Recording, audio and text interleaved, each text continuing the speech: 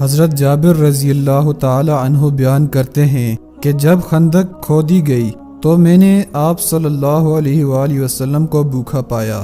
میں اپنی بیوی کے پاس آیا اور پوچھا کہ تیرے پاس کچھ ہے؟ اس نے ایک تھیلا نکالا جس میں 1 صاع جو تھے اور ہمارے پاس ایک بکری کا بچہ پلا ہوا تھا۔ میں نے اسے ذبح کیا اور میری بیوی نے آٹا پیسا۔ میں نے اس کا گوشت کاٹ کر ہانڈی میں ڈالا۔ اس کے بعد میں آپ صلی اللہ علیہ وآلہ وسلم کے پاس لوٹا۔ بیوی نے کہا کہ آپ صلی اللہ علیہ وسلم کے صحابہ کرام کے سامنے مجھے رسوا نہ کرنا، یعنی زیادہ آدمیوں کی دعوت نہ کر دینا۔ جب میں آپ صلی اللہ علیہ وسلم کے پاس آیا تو چپکے سے عرض کیا، یا رسول اللہ، ہم نے ایک بکری کا بچہ ذبح کیا ہے اور 1 صاع جو کا آٹا ہمارے پاس تھا وہ تیار کیا ہے۔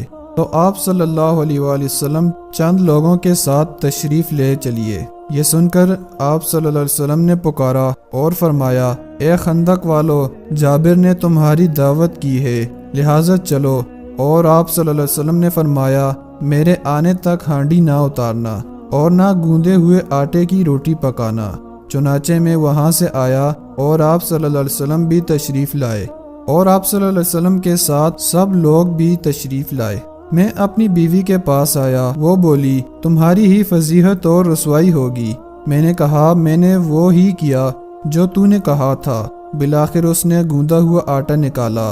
آپ صلی اللہ علیہ وسلم نے اس میں اپنا لاب دہن ملا دیا اور برکت کی دعا کی، پھر ہانڈی میں لاب دہن ملایا۔ اس کے بعد فرمایا، ایک روٹی پکانے والے کو اور بلا لو جو میرے ساتھ روٹی پکائے، اور ہانڈی سے سالن نکالو مگر اس کو اوپر سے نہ اتارنا۔ حضرت جابر رضی اللہ عنہ بیان کرتے ہیں کہ اس وقت حاضرین 1000 تھے، اور میں خدا کی قسم کھا کر بیان کرتا ہوں کہ سب نے کھایا یہاں تک کہ چھوڑ دیا اور لوٹ گئے، اور ہماری ہانڈی کا وہی حال تھا کہ ابل رہی تھی اور آٹا بھی اسی طرح تھا، اس کی روٹیاں پک رہی تھی۔